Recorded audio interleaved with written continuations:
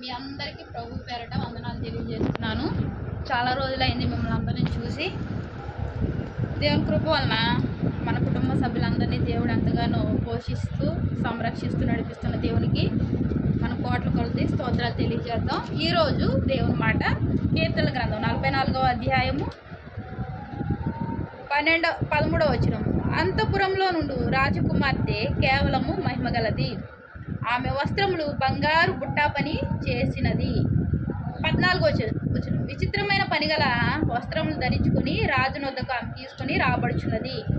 ప్రియమైన దేవుని మాట వింటున్న నా సహోదరి సహోదరులారా, అంతఃపురంలో నుండి రాజకుమార్తె కేవలము మహిమగలది అంట. దేవుడు మనల్ని మహిమతో నింపాడు. మనం ఎక్కడున్నాము? అంతఃపురంలో.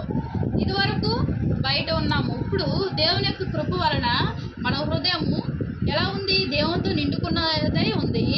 అంతఃపురంలో నుండి రాజకుమార్తె కేవలం మహిమ గలది.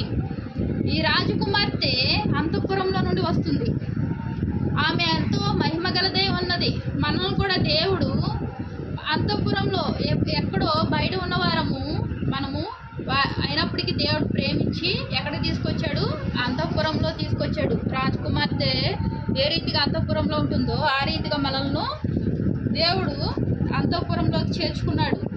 మరి అంతఃపురంలో ఉన్న మనము ఏ రీతిగా ఉండాలి? మహిమ గల వారమే ఉండాలి. ఆయన మనల్ని ప్రేమించి ఎంతగానో తన విలువైన రక్తంతో కొనుక్కున్నాడు. మనల్ని పరిశుద్ధపరిచాడు, పవిత్రులుగా చేశాడు. కన్యక ఏ రీతిగా పవిత్రంగా ఉందో ఆ రీతిగా మనల్ని పాపం నుండి శాపం నుండి విమోచన కలుగు చేసి పవిత్రపరిచాడు. మరి ఈ మహిమను మనం పోగొట్టుకుంటున్నామా? మహిమను భద్రపరుచుకుంటున్నామా? ఎప్పుడైతే మనం బాప్తిస్మం తీసుకున్నామో దేవుని ఆత్మ దేవుని మహిమతో నిండుకున్న వారమే ఉన్నాము. మరి ఆ మహిమను మనము భద్రపరుచుకుంటున్నామా? ఇక్కడ చూడండి 14వ వచనము. విచిత్రమైన పనిగల వస్త్రములను ఆమె వస్త్రములు బంగారు బుటా పని చేసినది. మన వస్త్రములు ఏ రీతిగా ఉన్నవి? తెల్లగా ఉన్నవా, లేకపోతే మనము మురిగ్గా చేసుకుంటున్నామా? మరలా ఈ లోకపు ఆశలకు, లోకపు చేష్టలకు, లోకపు వాటికి, లోకంలో ఉన్న వాటి వైపు చూస్తూ మనము ఏ రీతిగా మన వస్త్రాలను మనము దూరం చేసుకుంటున్నాము. వస్త్రాలు ఏంటి అనుకోవచ్చు. అదృశ్యమైన వస్త్రాలు దేవుడు మనకు అనుగ్రహించాడు. ఎప్పుడైతే దేవుడు మనల్ని పవిత్రపరిచాడో, ఎప్పుడైతే ఆయన ఒక మహిమతో నింపాడో, మనకు ఎంతో విలువైన వస్త్రాలను మనకు అలంకరింపజేశాడు. ఆ వస్త్రాలు మనం జాగ్రత్తగా భద్రపరుచుకుంటామా?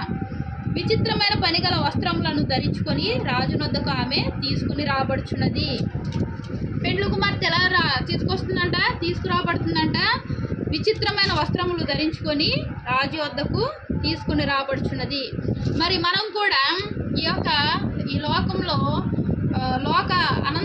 ఈ లోకంలో ఉన్నంతసేపు మనం ఏ రీతిగా ఉంటున్నాము? ఈ లోకం విడిచిన తర్వాత మనం ఎక్కడికి వెళ్ళాలి? దేవుడు ఎక్కడికి వస్తున్నాడు? మధ్యాకాశంలోకి వస్తున్నాడు పెండ్లి కుమారుడిగా. మరి పెండ్లి కుమార్తెగా నువ్వు చేయబడ్డావు. ఎలా చేయబడ్డావు? ఎంతో పవిత్రత కలిగి, ఎంతో దేవుని మహిమతో నిండుకొని, ఎంతో ఆయన ఇచ్చిన వస్త్రాలను ఎంతో ఖరీదైన వస్త్రాలను నీకు అలంకరింపజేశాడు. మరి ఆ వస్త్రాలు ఎలాగా భద్రపరుచుకుంటున్నావు? మరి ఆయన పెండ్లి కుమారుడుగా మధ్యాకాశంలోకి వచ్చినప్పుడు నువ్వు ఏ రీతిగా నువ్వు ఎత్తబడే గుంపులో ఉంటున్నావా, లేకపోతే ఎత్తబడని గుంపులో ఉంటున్నావా అని ఒకసారి ఆలోచించుకోవాలి. ఎత్తబడే గుంపులో ఉండేటట్లయితే నీ వస్త్రాలను నువ్వు జాగ్రత్తగా భద్రపరుచుకోవాలి. ఆయన ఇచ్చిన మహిమను కాపాడుకోవాలి. ఆయన ఇచ్చిన రక్షణను మనం చాలా జాగ్రత్తగా చూసుకోవాలి.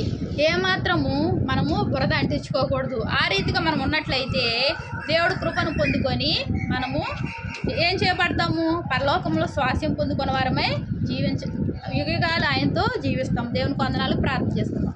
మహాప్రేమ గల తండ్రి, కృపగల నాయన, నీకు ఎన్నో వందనాలు స్తోత్రాలు అయ్యా తండ్రి. నాయన కృపగల దేవా, మధ్యాకాశంలో పెండ్లి కుమారుడుగా వచ్చినప్పుడు ప్రభు నాయన నువ్వు ఇచ్చిన వస్త్రాలను తండ్రి జాగ్రత్తగా కాపాడుకొని ప్రభు నాయన నువ్వు తండ్రి నీ పరిశుద్ధులతో పాటు మేము కూడా ప్రభు ఆ స్వాస్థ్యాన్ని పొందుకునే కృపను వాక్యం వింటున్నాం అందరికీ అనుగ్రహించండి అయ్యా తండ్రి. నువ్వు ఇచ్చిన మహిమను తండ్రి దాన్ని పోగొట్టుకోకుండా కాపాడుకుంటూ ప్రభా మా జీవిత యాత్రలో ప్రభా నాయన నీ యొక్క కృపను భద్రపరుచుకొని ముందుకు సాగిపోయే వారంగా మమ్మల్ని ఉంచండి ప్రభు. నీకు ఎన్నో వందనాలు స్తోత్రాలు చెల్లించుకుంటూ నా ప్రభుని ప్రియరక్షకుడు అనే యేసుక్రీస్తు నామంలో అతి వినయంగా బ్రతిమలాడి వేడుకుంటున్నాను.